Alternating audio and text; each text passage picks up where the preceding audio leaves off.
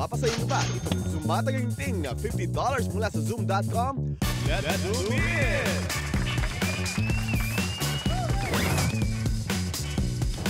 Ito. Congrats! Panalo ka ng 50! Ako si Clarissa Yalong. Taga saan ka sa Pilipinas? Sa Pilipinas, sa San Fernando, Pampanga. And dito, Daly City. Ay, naku, tamang-tama.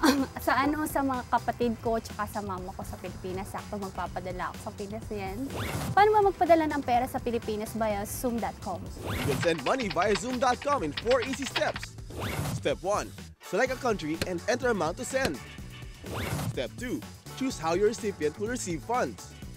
Step 3. Choose payment method and confirm money transfer. Step 4.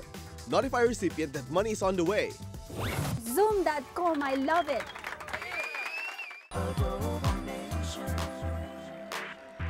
Kapag nagsimula na ang pagdadalaga o ang pagbibinata ng isang tao, maraming pagbabago itong pinagdadaanan.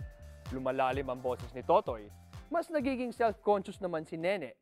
Pero pareho silang pinepeste ng pimples o acne at nagkakaroon ito ng peklat. So, ang tanong, is there a way para mabura ang mga bakas ng lumipas na pimples? Well, merong sagot dyan ng ating kaibigan dermatologist, Dr. Apay.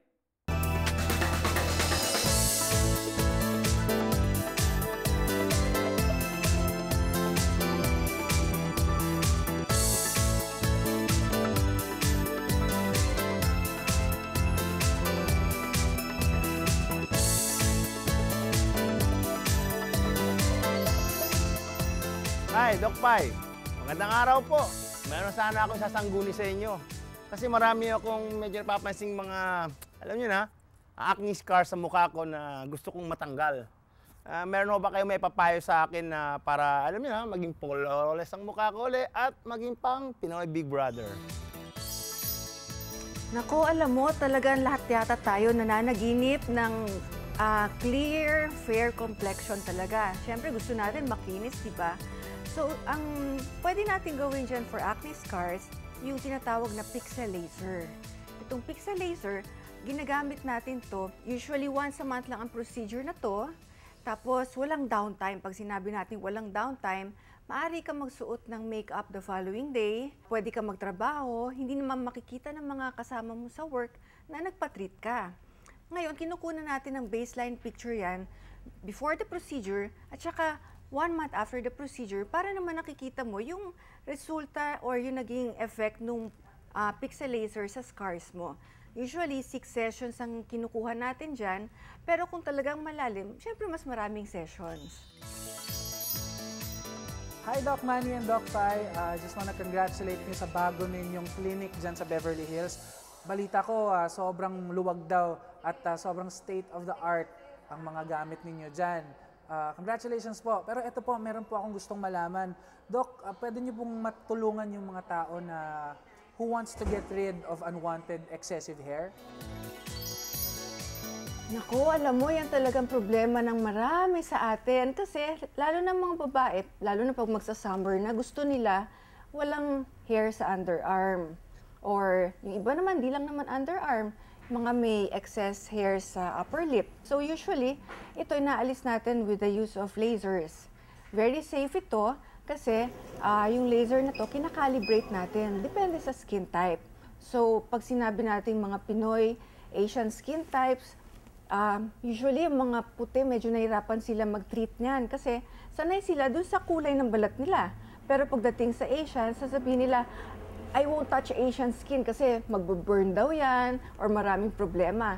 Kaya maganda sa atin, kabisado natin yung balat ng Asians, alam natin kung ano yung calibration ng laser, naiiwasan natin yung mga problema kamukha ng nasusunog yung skin or namumuti naman after ng procedure or yung tinatawag na hypopigmentation dahil pwede rin maging side effect yun ng laser hair removal kung hindi marunong yung gumagawa. Since tayo, kabisado natin at sa dami na ng mga pasyenteng nagawa natin for laser hair removal, alam na natin kung ano yung tamang calibration ng laser para sa kanilang balat. Yung laser talaga, nagpe-penetrate yun, ina-absorb ng hair yung light ng laser. So itong light ng laser, yun ang magdi-decrease ng amount ng growth ng buhok. So very effective ang laser hair removal pag yung color ng hair is dark. Pag medyo nasa blonde or lighter yung hair, kaya kung mapapansin nyo kung meron na kayong white hair sa area na yon, hindi natatanggal yung white hair. Ay mga ka-nation, tapos na naman ang isang segment at sigurado ako mamimiss nyo ako hanggang next segment natin. Kaya tingnan natin kung si Doc Manny may tip para sa inyo. Aba, syempre naman. Alam naman, ikaw lang. Sige. Huwag kayo mag-self-medicate. Ibig sabihin nun, magpatingin kayo sa doktor kung ano talaga, kung ano muna yung nararamdaman nyo para ma-diagnose ng tama. Hindi lang yung, di ba? Oo, kasi minsan, di ba mga Pinoy ang hilig sa fad. Sige, ano ba ginagamit mo? Ganda ng kutis mo. Sige nga, gagamitin ko. Hindi naman sa'yo effective kasi hindi para sa balat mo. Lalong sumama tuloy. Usually, mas mahal pa magagastos mo, di ba? Correct. Oo, kaya kung may asawa kayo, lalo kayong sa sermonan, okay, mas mahirap yun, di ba? Mahirap yun. Kaya pumunta na lang talaga sa sigurado magda-diagnose kung ano yung talagang problema nyo, tsaka kung ano yung gagamitin. Tama. O mga ka-nation, natapos na naman nating isa pang episode at another tip. So magkita-kita tayo sa susunod. Kami uli ni Dr. Pai. Kaya magpapaalam na kami. Goodbye. Bye! Bago po tayo magpatuloy, meron lang po akong babatiin ng ating mga ka-nation na sina Mr. and Mrs. Benny and Tessie Reyes of South San Francisco. Congratulations po on your 17th wedding anniversary on February 28th. Good luck po sa inyo and hello to your unico iho, Alan Joseph Reyes. Sana po masundan niyo pa siya. Also, hello to our ka-nations from Philadelphia, sina Tita Au and Roger Polutan, Haley Grace, Ashley Olivia, Faye and Gordon Brown, and April and James Ward. Salamat po sa inyong panunood. Miss ko na rin po kayo. Okay, ngayon naman may bago tayong segment dito sa Adobo Nation. This is a special segment because it's made especially for you, Ka-Nation. This is your chance to join us in the studio and talk about what's important to you. Bukas na ang inyong tambayan.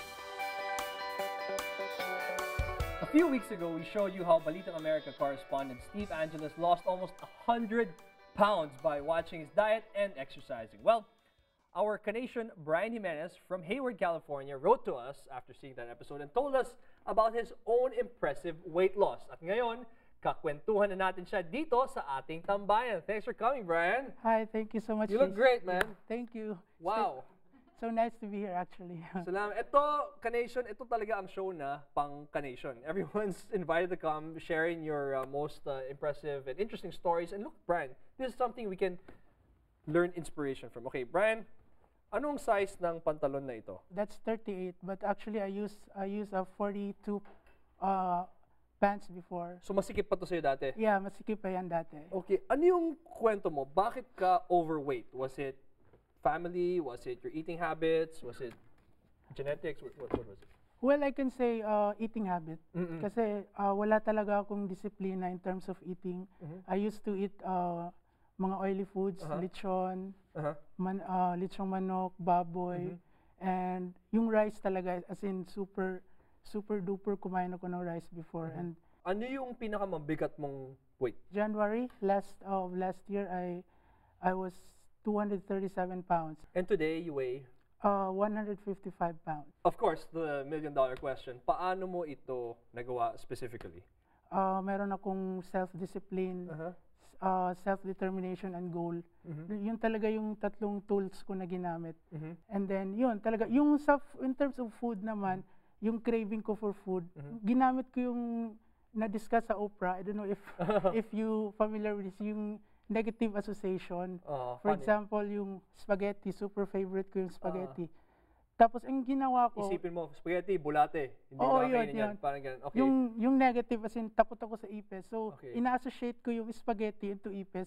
So, in that way, parang, ayoko na kumain. So, yun yung negative association, yung ginamit ko ng tool for the first 2 weeks. Nahirapan talaga. Sadden kasi yung change ko ng lifestyle eh. So, parang mahirap kasi. So, yun talaga yung ginamit ko sa lahat ng favorite food ko. Well, Brian, you know, we're very proud of what you've accomplished. You lost, correct me if my math was wrong, 80 plus pounds. Around 82. 82 pounds. We hope you stick with it. We hope you don't get the weight back. And good luck in your endeavors. And we hope you keep exercising and staying as a good example for your friends and family. And for everyone watching as well.